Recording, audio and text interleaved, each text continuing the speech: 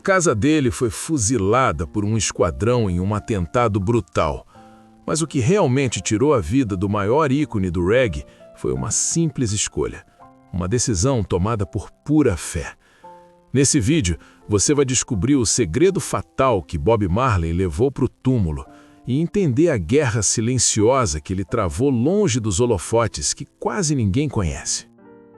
Sheriff John Brown, always a time. No woman no cry. Antes de dominar os palcos do mundo e pregar a paz, o Marley já era famoso no bairro por outro motivo. A história começa em 6 de fevereiro de 1945.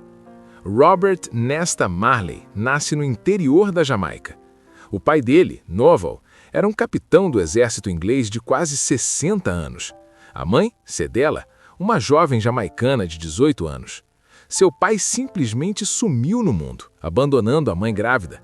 Bob cresceu sem a figura paterna, mas o abandono não foi o pior. Por ser filho de um homem branco e uma mulher negra, ele não se encaixava.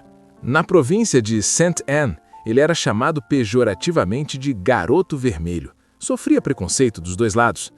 A infância dele não foi muito diferente da correria e da dificuldade que a gente vê nas periferias do nosso Brasil. Sem dinheiro, a família se mudou para Trent Town, uma comunidade de favelas em Kingston. Foi ali, no meio da pobreza extrema, que aquele menino rejeitado encontrou a única coisa que não o julgava pela cor da pele: a música. Mas segura essa informação. A rua ensinou Bob a ser duro e a mãe o obrigou a trabalhar como soldador por medo dele virar um marginal. Só que o destino dele estava traçado por um dom oculto que pouca gente comenta. Antes do estrelato, o moleque era famoso no bairro por ler as mãos. As pessoas faziam fila e ele tirava um troco adivinhando o que ia acontecer com os vizinhos. Essa sensibilidade, essa capacidade de ler as pessoas, foi o que mais tarde ele usou para ler os corações do mundo inteiro através das letras das suas músicas. Foi em Trent Town, ao lado do meio-irmão Bunny Wailer, que ele começou a fazer guitarras com latas velhas. Aos 16 anos, ele gravou sua primeira música. Daí nascem os The Wailers. Eles não eram virtuosos, Bob não era um exímio guitarrista no começo, mas a energia que eles passavam era surreal.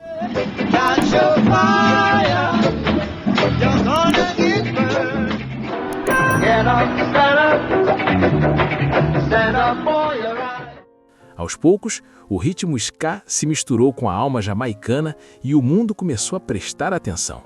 Nos anos 70, Bob Marley virou um gigante.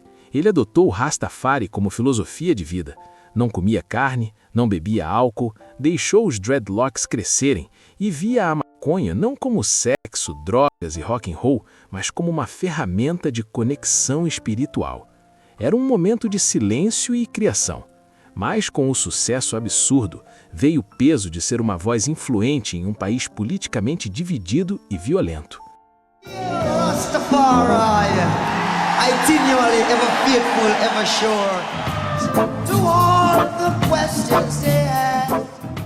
É aqui que chegamos na noite de 3 de dezembro de 1976. O clima na Jamaica era de guerra civil. Faltavam 2 dias para o show gratuito pela paz. De repente, um esquadrão da morte invade a casa de Bob Marley. O lugar é simplesmente crivado de balas num tiroteio ensurdecedor. Uma bala acerta o peito de Bob de raspão e crava no braço. A esposa dele, Rita, levou um tiro na cabeça e por um milagre absoluto sobreviveu. Sabe o que Bob fez? 2 dias depois, ainda sangrando, com os curativos no palco, ele se apresentou para 80 mil pessoas. Quando perguntaram o motivo, ele disse: as pessoas que estão tentando piorar o mundo não tiram um dia de folga. Como eu vou tirar? O atentado forçou Bob a se exilar em Londres. Foi lá, jogando uma simples pelada de futebol em 1977, que ele machucou o dedão do pé direito. O dedão ficou ferido, a unha escureceu e a ferida não cicatrizava.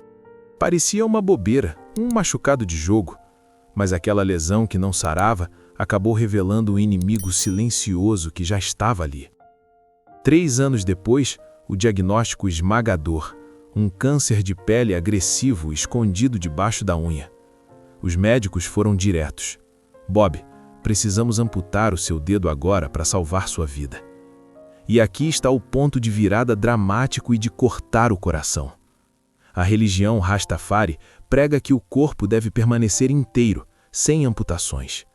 O homem que sobreviveu a um atentado brutal, que superou a miséria e a rejeição, se recusou a fazer a cirurgia por causa da sua fé. O câncer não perdoou. Se espalhou para o cérebro, pulmões e estômago. Aos 36 anos, no dia 11 de maio de 1981, o coração de Bob Marley parou de bater. Ele foi enterrado na sua cidade natal, e saca só o que foi para o caixão com ele. Além da sua inseparável guitarra Gibson e de uma Bíblia, ele levou um ramo de cannabis e um anel que ganhou de um príncipe etíope. A bagagem de um verdadeiro rei. Bob Marley provou que não importa de onde você vem, ou se o mundo te chama de garoto vermelho e tenta te rejeitar, a sua voz pode literalmente ecoar pela eternidade. There's a natural mystic flowing through the air. You belong and belong. Muitos fãs acreditam que Bob Marley tinha uma percepção espiritual que transcendia o comum. Existe um relato famoso de que anos antes de sua partida, ele teria confidenciado a amigos próximos que não passaria dos 36 anos. Para Bob, o número 36 tinha um peso místico. Ele não via isso com medo, mas com uma aceitação profunda da sua missão na Terra. Quando o câncer se espalhou em 1981, ele enfrentou o fim com a serenidade de quem já sabia que sua jornada física estava completa, mas que sua voz seria eterna. Bob Marley foi muito mais do que o ícone do reggae que as camisetas e pôsteres tentam vender. Ele travou uma batalha constante contra o estigma. Enquanto o sistema tentava reduzi-lo a um estereótipo, ele usava sua música como uma arma de resistência política e social. International morality, yeah. Standing up for your children. Come on and speak of love. Bob cantava sobre a libertação da mente, a união dos povos contra a opressão. Ele foi um revolucionário que escolheu a paz em vez das armas, mesmo após sofrer uma tentativa de assassinato. Para o seu público, ele não era apenas um músico, era um guia espiritual e um símbolo de que a verdade não pode ser silenciada.